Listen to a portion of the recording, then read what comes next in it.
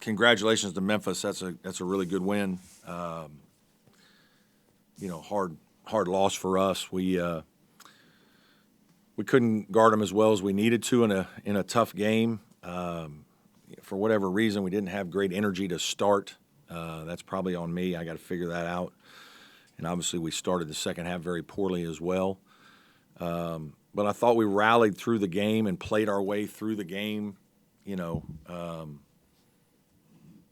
through some adversity fairly well and had a chance to win. Obviously, Chase makes a big play to go up 5 with a minute to go, and they have some elite shot makers and players. I mean, they're starting 5, and those guys can all score, and so they put you on roller skates a little bit.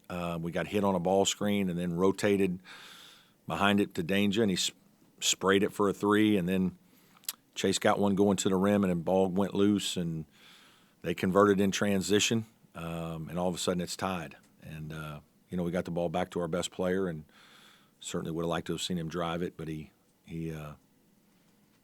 made a lot of those big shots throughout his career. So, unfortunately, we weren't able to fix it in overtime. Again, I thought their shot making was elite, and our inability to kind of just consistently guard them and cost us the game. So, congratulations to Memphis.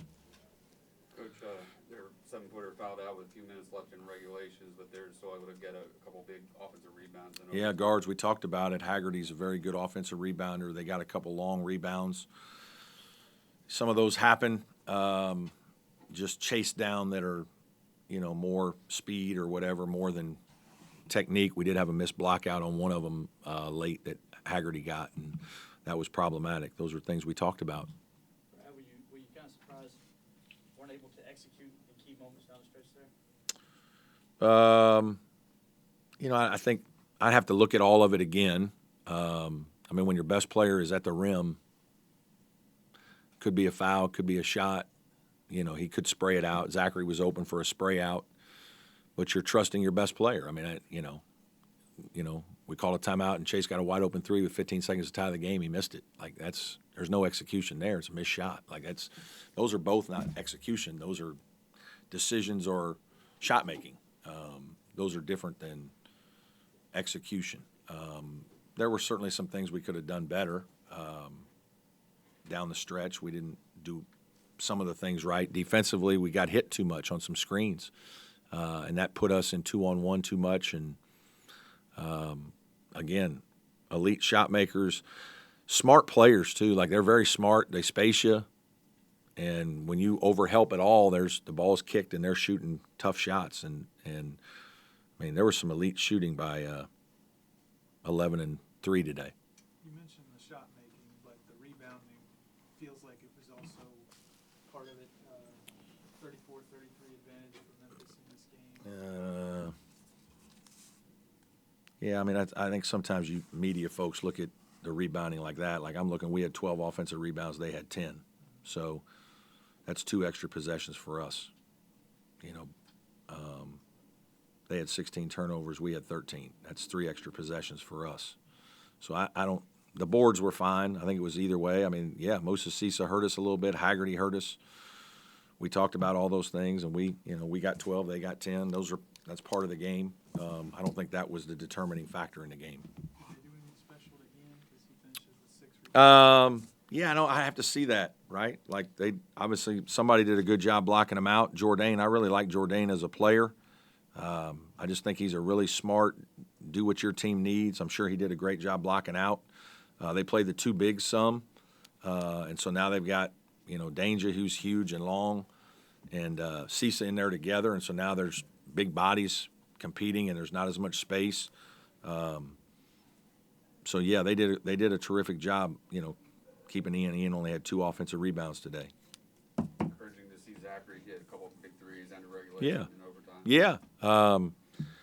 They really tried to top block Chase and take some of Chase's things away, and that was some of the things that they gave up. And obviously Jaden's a very good shooter, and so we're happy to see him. I guess he made 3 out of 4 today.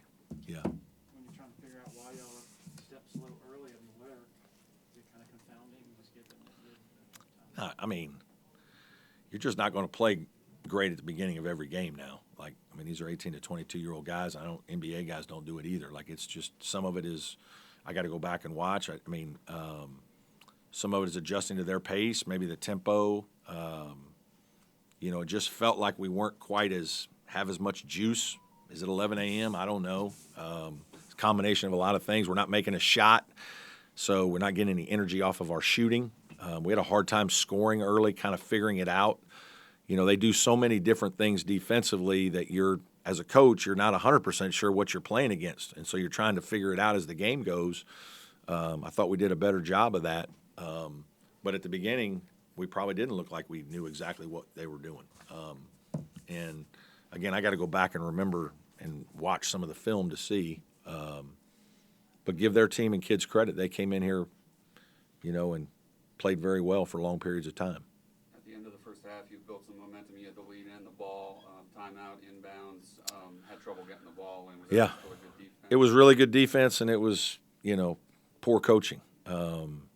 We had one thing we were going to run, and then we changed it at the timeout, and we didn't execute that well. I think Chase could have come to the ball and got it when I went back and looked at it at halftime, but he kind of got knocked off his cut a little bit. He was a little bit of a soft cut, and terrible play. That's on me.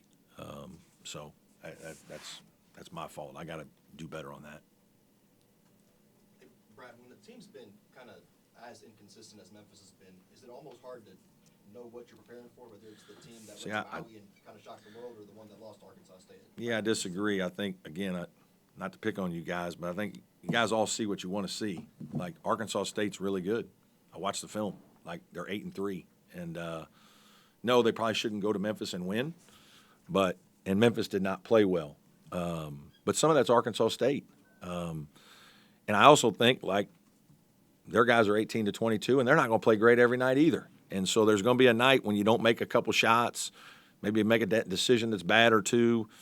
Maybe somebody does something schematically that puts you on your heels for a second you haven't seen. You got to figure it out through the game, and that happens. And I'm sure if you look at it, people are asking UConn the same thing with Memphis winning and Michigan State and San Francisco, who's a really good team, to go there and beat them at their place, to beat Clemson at our place. Like, that's a really good team. They're playing a hell of a schedule. And so for them to lose one or two, like, that's probably going to happen if you want them to keep playing hard teams. And but today they played better than we did and coached better than we did, and they did a great job. It's a great win for them. Were you asking about the shot clock on that loose ball? Yeah, two. I still the one where Vic hit it, and I guess they said he was in the front court. I couldn't tell. It looked like he was close to the line. The 10-second one, is that what you're asking about? The scramble on the. Oh, and then the scramble play. I guess he had possession, and I didn't. They said he had possession. I guess the clock was still under 30 or whatnot, so it wouldn't have been a shot clock violation anyway. Is what he kind of told me quickly. I'm disappointed. That should have been Victor should have called timeout. Like, you're diving on the ball, just timeout. I was screaming timeout, but You didn't want them to set their defense, I guess, on the last of regulation there. Is that why you didn't on the last possession of regulation with Chase? Yeah, they were changing defenses all the time. It's like you call timeout, come to half. I mean, everybody thinks that's like you got a magic play over there all the time that's going to work. Like, our best player got the ball, dribbled to the three-point line, and shot it. In the overtime, and then in the other time, he got the ball and he's standing out there and can go by the guy, make a play, do what he wants. They would have probably doubled him. They would have played zone. They would have trapped the first pass. They weren't going to let us do what we wanted to do in that timeout. Believe me. So we just played, and I would love to have seen Chase drive it, but I'll live with his decisions. There are other guys that stepped up today, but you held Haggerty to 10 points in regulation. Was there a big emphasis on him going into the game? Yeah, but that's what's hard. I mean, there's an emphasis on Haggerty. There's an emphasis on Colby Rogers shooting. There's an emphasis on Tyrese Hunter shooting. There's an emphasis on Dane Danger one-on-one. I mean, those dudes they're all guys that can go get 25. Okay, we did a decent job on two, and two really hurt us. And, and that's why they're good. I mean, those are big time. They made some big time shots. I mean, under pressure, like they got to make it or the game's over. They make them, make them in overtime. I mean, there's a reason why they've beaten some of the teams they've beaten. They're very good, and their guys are confident players. What did they do in particular to keep Ian off the glass there? Somebody else kind of asked. I'm not 100% sure. Like, the defensive rebounding, that's the one that is, more curious as to why that was. I don't know if he was not around the rim as much. Maybe he's out guarding on the perimeter a little bit more, because usually he's going to get 8 or 10 defensive rebounds. He didn't today. He got 2 offensive, and I think some of it was they had 2 big guys in there for a while. I think Jaeden is a good player. I think he's a smart player. I think he probably did a good job blocking out. But I'd have to watch that to know all those things. Any more questions for Coach? It's the South Carolina game. Yeah, tough turnaround. Yeah. Schedule, how important is that game? Yeah, I mean, it's a big game, obviously, for a lot of reasons. It's the next game. It's a rivalry game. They're a good team. It's on the road. I just told my team that. Like, we're going to find out what we're made of. This was a, our locker room wasn't very good right now, as you would expect. There's a lot of guys that feel bad. And now somehow you got to rally the troops. It's a little bit different than the Miami game, but that's what happens in basketball. You have these quick turnarounds with emotional highs or lows that follow, and you really don't have much time to,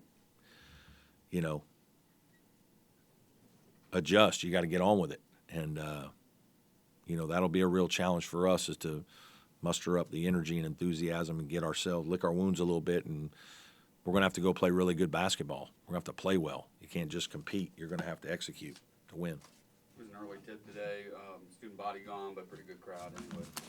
Yeah. I know we had a student group come. That was great. Young students at one school come and did some $10 tickets that helped fill some of the student seats, which I think is important.